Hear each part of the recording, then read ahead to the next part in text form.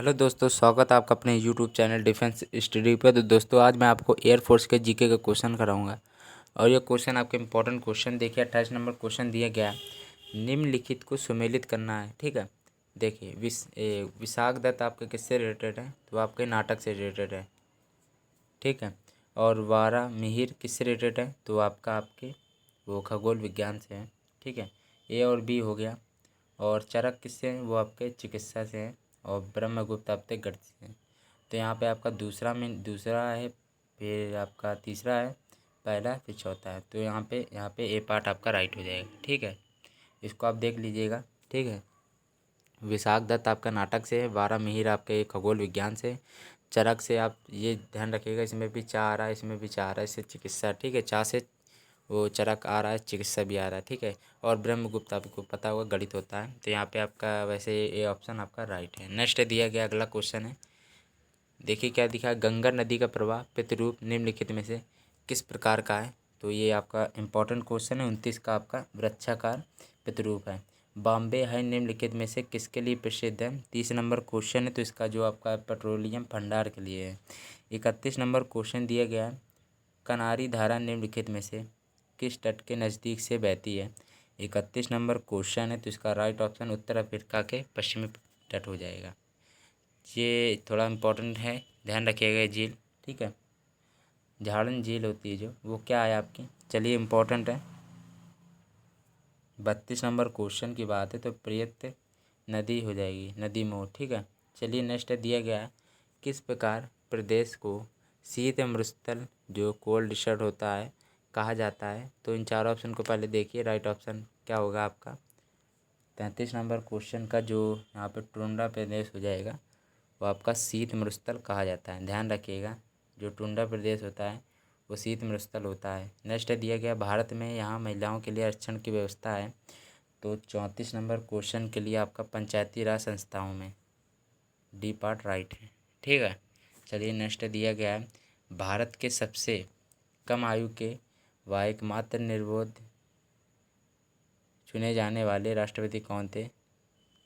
तो आपका बताना है। 35 नंबर क्वेश्चन की बात है तो इसका जो नीलम संजीवन रेड्डी हो जाएगा। ठीक है, 36 नंबर क्वेश्चन दिया गया है, लोकसभा में राज्यों को किस आधार पर सीटें आवंटित की जाती हैं? 36 नंबर क्वेश्चन की बात है तो इसका राइट ऑप्शन आपका डी पार्ट है, जनसंख्या के आधार पर।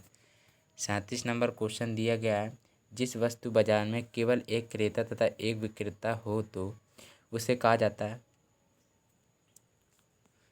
क्रेता मतलब खरीदने वाला होता है, विक्रेता माने बेचने वाला होता है। 37 नंबर क्वेश्चन की बात है तो इसका जो ए पार्ट है द्विपक्षीय का अधिकार हो जाएगा। ध्यान रखिएगा, मोस्ट इम्पॉर्टेंट क्वेश्चन है ये भी आपका। और रुपए के अवमूल्यन का संकल्पित लक्ष्य है।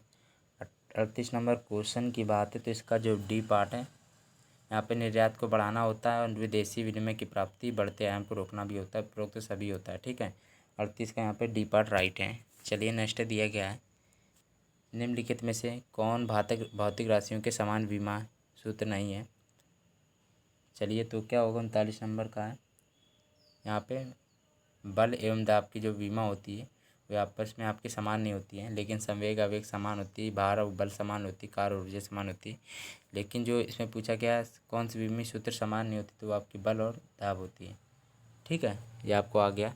चलिए नेक्स्ट दिया गया है यहाँ पे 40 नंबर क्वेश्चन है, वायु में ध्वनि की चाल 332 मीटर प्रति सेकंड होती है। यदि दाब को बढ़ाकर, ये दाब होता है जो पी होता है, प्रेशर होता है, उसको बढ़ाकर दोगुना कर दिया तो ध्वनिक चाल क्या होगा? वो अभी ध्वनिक चाल आपकी कितनी हो जाएगी? ये भी इम्पोर्टेंट क्वेश्चन है, इजी क्वेश्चन है बिल्कुल।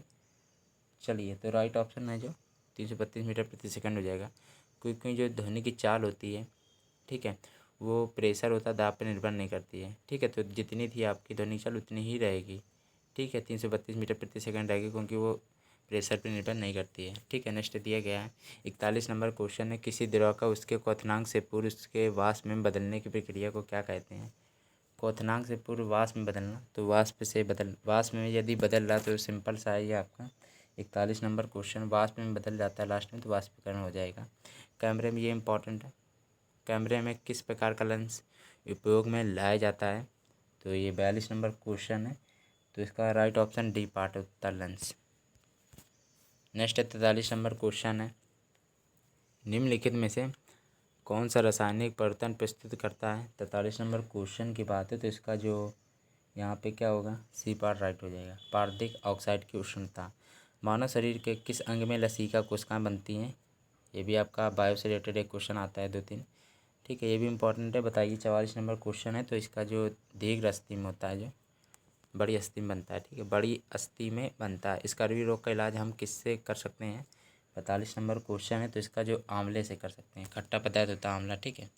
विटामिन सी जानते होंगे, स्कर्वी रोग, स्कार्बिक अम्ल भी होता है। चलिए 46 नंबर क्वेश्चन है, मनुष्य का वह पूर्वज जो सबसे पहले 2 पैरों पर खड़ा होकर चला। तो इन चारों ऑप्शन को राइट ऑप्शन बताइए।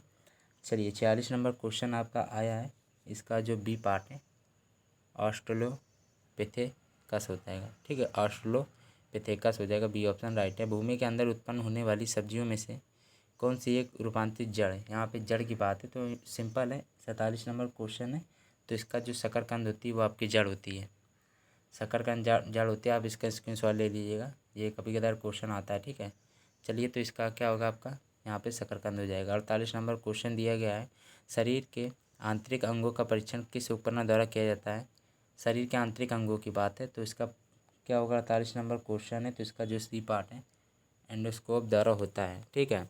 तो दोस्तों यदि देखिए ये मैंने आपको क्वेश्चन अच्छे क्वेश्चन करा रहा हूँ, वीडियो अच्छा लगा तो लाइक करिएगा, ठीक है, सब्सक्राइब भी कर दीजिएगा। नेक्स्ट है 49 नंबर क्वेश्चन दिया गया है, देखिए कंप्यूटर से रिलेटेड भी 1-2 क्वेश्चन आते हैं जीके में, तो वो भी आप अच्छी तरह कर लीजिएगा, और केमिस्ट्री में भी 1-2 आते हैं और बायो से भी, ठीक है। लिखा है देखिए, कंप्यूटर हमेशा पूर्व निर्धारित सेटिंग के अनुसार चलता है।